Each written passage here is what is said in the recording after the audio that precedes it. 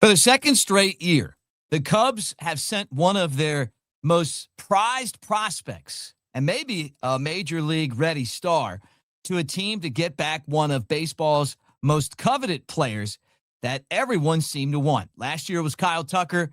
They gave up Cam Smith. This time, as you know, the Cubs give up Owen Caissie, who to me is a much bigger prospect than Cam Smith. And they get back pitcher Edward Cabrera with some other minor leaguers involved in this as well. We're going to get into that right here on the Cubs Baseball channel. You wanted something to happen. Now you got it. What do you think about it? We're going to talk.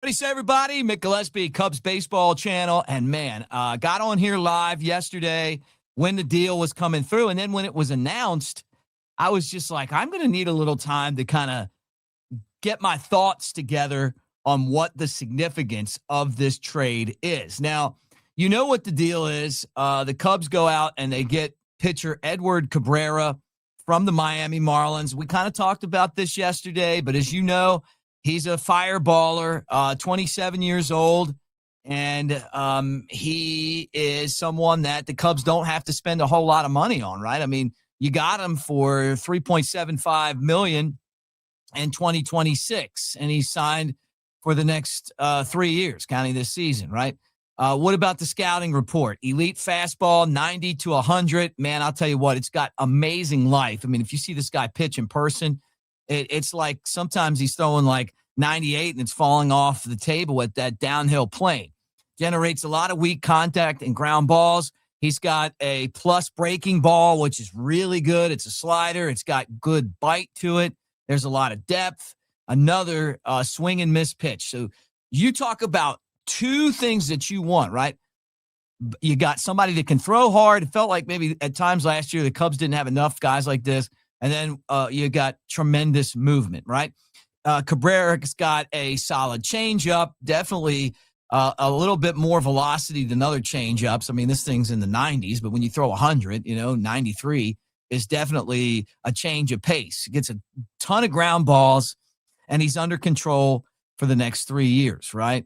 Walked some guys last year. He's a front of the rotation piece, but I think what the Cubs realized is that for them to go out and make an impact in the rotation, they weren't going to be in the market for some of the pitchers that are out there. And I'm talking about the Framber Valdez, the Ranger Suarez, and the Zach Allens, right? They didn't like the amount of money that they were going to have to pay these guys and the amount of years that it was going to take for what they were getting back in return. And what they did to beat the market, and this could be one of those deals too. We talked about this yesterday, is that with a potential labor stoppage after this upcoming season, maybe you didn't want to get into one of these long-term deals, and then you're paying a guy that's not even going to play for you. What if they sit out the whole year? And you give this guy a contract. I mean, that's one less year you're getting. So, I mean, I guess that could be the strategy on this. The other thing is that the Cubs have always had a hesitancy to draft pitching. They like to go out and get pitching that's already developed, and that's what they're doing here with Cabrera. And Cabrera going to be, 1, 2, or 3 in the rotation. I think that he's right there with Cade Horton and Justin Steele when he's healthy. I put him ahead of Shota Imanaga and Matthew Boyd and Jamison Tyone, right? So, there you go.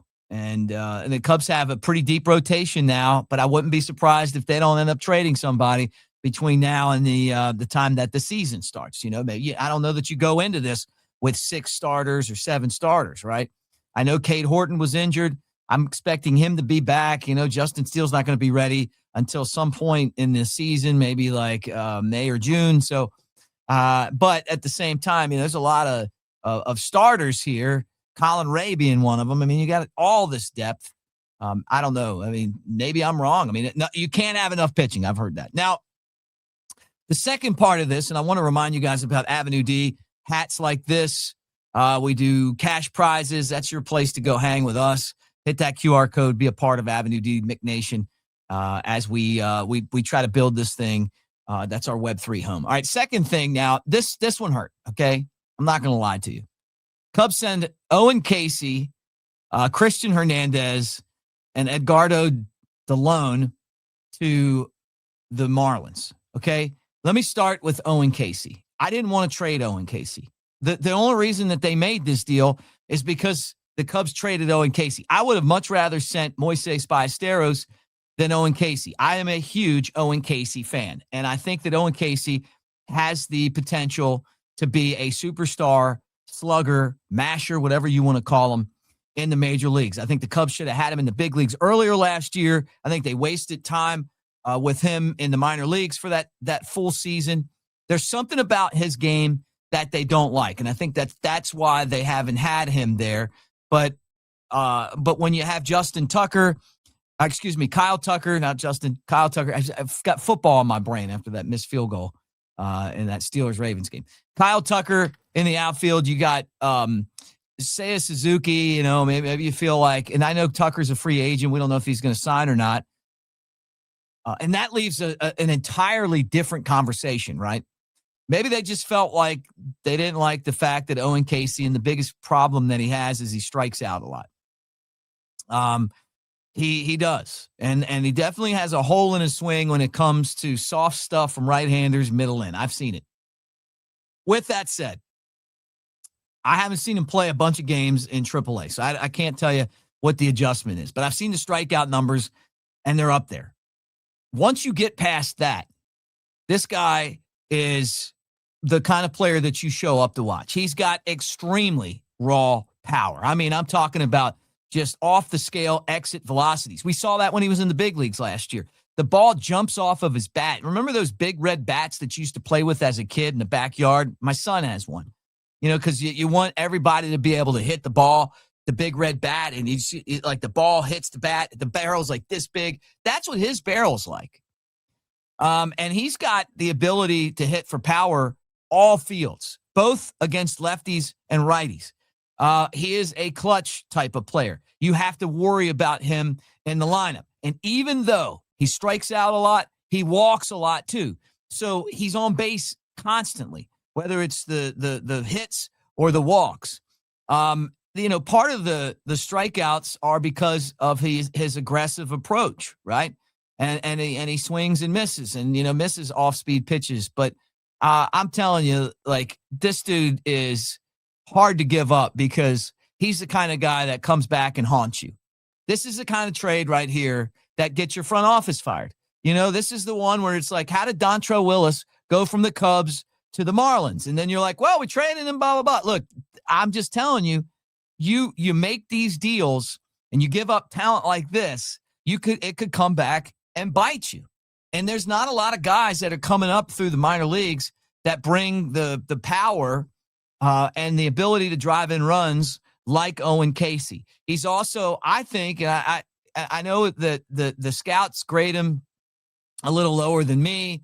I think he is a good defender, better than average. I think he's a decent base runner, not better than average, right? He's got a pretty strong arm, but he does a really good job of reads in right field. Now, I haven't seen him play a whole lot of left. I've heard that he's gotten really good at that as well, and I don't think that's a bad thing either. In the minor leagues last year, he hit 22 home runs. He hit 19 the year before that in Iowa, and then the year before that, he hit 22 in Double-A Tennessee, and they won the championship, now known as Knoxville. This is a guy who scouts know is the kind of player that you want to get back if you make a deal like this. This is why the Marlins won 2 World Series with no money, because they target this and they go, well, you know what? Here's Cabrera. We know he's good, but we got other pitching in the system. The guy's hurt a lot, or has, shoulder and, elbow stuff, but, you're going to get an elite arm when he's healthy. And we're going to take a guy that we can now put in the middle. This guy's going right in the middle of their lineup. This isn't Matt Mervis. When Matt Mervis went over there, MASH, couldn't hit in the big leagues. This guy's going to hit. I'm just telling you right now, clip this, put it out there. I'll stand by it. let the guy in Chicago that like to talk crap about me saying that on his morning show that I thought that Nico Horner was going to be a great player before he ever stepped into big leagues. Let him put this on his show. This guy's going to be really good. Okay? This guy's going to be an elite power hitting player. Now, he may bat like Kyle Schwarber, like 220 or 230, but this guy's going to hit a ton of home runs. He's going to drive in a lot of runs. And he's going to be one of those players you're going to have to keep an eye on when it comes to, hey, we gave this guy up. Now, what you hope you get back is if Cabrera, it leads your rotation, and you got to have a guy like Cabrera. This is the truth, is that you got to have guys that get swing and miss, that have swing and miss stuff to win in the postseason. You got to. That's just how it works. And when you run out of pitching in game 5 and you don't have anybody like this and you use the bullpen, it means that you got to go out and make a move. But this one hurts. Just saying, this one hurts right here. Now, the other guy is Cristian Hernandez. What about him? He's a guy who the Cubs paid $3 million for, out of the Dominican Republic. And he's got the physical looks, right? You wonder, is he going to be the player that some projected him to be? Like, hey, he could be Alex Rodriguez or Manny Machado. Or is it going to be like Felix P.A. or, somebody like that where you look at him and you're like, hey, they got all the physical stuff, but it doesn't translate onto the diamond, right? He's still young enough where, either the Marlins might be able to develop him, and it's just the scout grades look like this: hitting 50, power 45, running 55, arm 55. Overall 45, right? Fielding 50. I mean, he's okay. You're not that worried about giving him up. I mean, last year he was he's got some power. Ended up with 7 home runs and 92 runs batted in for South Bend. And then for Myrtle Beach, he had 9 home runs there in 99 games and had 90 runs batted in. So that's not too shabby there. I guess that's over the last 2 seasons. I beg your pardon there. So, I just look at this guy and I think these are the type of players you want to develop in your system. So 2025, he had 7 home runs and had 53 runs batted in. And in his 2 years with South Bend, because he played there in 24 and in 25, he's put up some good numbers. Yeah, 7 home runs and 62 runs batted in. And his time in Myrtle Beach, 2 seasons there, he had 9 home runs and 90 knocked in, and did that in 201 games, right? So I'm not putting him on the same level as Owen Caissie. I mean, you don't want to give these depth guys up that could develop into something in a deal, because it takes a lot of these guys. You turn them into something, but this pales in comparison to what the Owen Caissie moving him out deal is. And you hope that Cabrera stays healthy, because Caissie's one of those guys. I'm glad we didn't trade him in the division where he just beat up on us all the time. I thought, what if we trade him to the Pirates right there at the deadline, and then you got to face this dude all the time. Last guy in the deal is someone that is in the low minors, an 18-year-old first baseman, Edgardo DeLone. I know I'm probably saying that wrong. But anyway, I don't, just all you can say about him is that he's got 5 home runs in 43 games. He looks the part. Scouts really like him. He's what I would consider a lotto ticket. Like, he's a guy that is, that we just don't know. Somebody watched him and thought, hey, this is a guy that's worth taking a risk on. Cubs gave up a lot here. They gave up a lot here, but that's what it was going to take. They were battling teams like Baltimore and the Yankees and, other teams that need pitching, and they were going to have to give up somebody that was going to be significant, and that happened to be Owen Caissie. And I was surprised that this didn't happen at the deadline, but I like this better than just trading away someone for just a 1 year, a half a season rental. This is a 3-year contract you're getting on Cabrera. And, they've said from the beginning they wanted to add some pieces to the rotation. Now the question is, what do the Cubs do from here? Cody Bellinger, cheaper option than Kyle Tucker. Could it be one of those two guys? Do you sit with Seiya Suzuki and go out now and sign Alex Bregman? This trade allows the Cubs to be players for Tucker, depending on what the deal looks like. Maybe Bellinger, which I just can't see them bringing him back, or Alex Bregman. Maybe now the Cubs can be aggressive in this Alex Bregman thing, where they say, "Hey, we're gonna trust Suzuki in the outfield, and we're going to we're gonna get Bregman." And then who knows what happens? There's a lot of trade rumors on Nico. Maybe you trade Nico, you move Shaw to second base. I don't know, but that's kind of where I'm looking at right now with the way that this thing's transpired. So this one hurts. I think that I just think that you gave up your top prospect. You gave up one last year in Cam Smith. At least this isn't a one-year rental. But who knows? Maybe the Cubs could pull the Kyle Tucker thing out from under their sleeve. If he's not getting the market that he thought, and they'll do the 1-year deal, or he gets paid a ton of money, he could be a free agent at the end of the year. Maybe like a Shota type contract, or what Bregman got this year. Then all of a sudden, I'd be happy with that. I think that they need to either get, just for the culture that the guys bring, either Bregman or Tucker. I'd love to see them get one of those two guys. So we'll watch this thing as it goes down. But, man, crazy. If you'd have watched the show yesterday morning, and I'm like, hey, I think that, watch the Cubs on this deal. This is where their comfort zone is, making trades and giving prospects away. But when they said Owen Caissie, I was like, oh, man, that's a steep price. But that's what happened. So, all right, guys, like, subscribe, thumbs up, get in the comments section, be a part of what we're doing here. Appreciate all of you guys.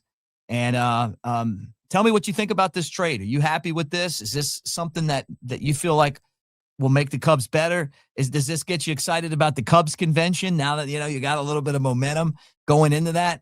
I'm curious about all those things. What do you think about Owen Caissie? I know some of you guys are like, don't clutch those prospects, trade them away. And I get that. But when you're watching a guy that you had, like Pete Crow Armstrong, the Mets had him, traded him away, and then they're looking at him going, man, we should have had that guy. You just don't want to make a mistake. And front offices get fired for mistakes like this, scouting. But I think part of this is financial. I think like the Cubs don't want to go out and spend. Then this is the way that you can do it. Or if you're limited on resources, say, let's make a trade here. Let's move this guy out here, and then let's go ahead and we'll sign this guy. And put together a roster that this doesn't just compete against Milwaukee, but that competes for the World Series. I think that's where the Cubs got to get. And when you're watching Toronto right now build an arsenal, and the Dodgers are going to be really tough to take out after winning another World Series, these are the type of moves that the Cubs are trying to make to be competitive. So anyway, thank you guys. And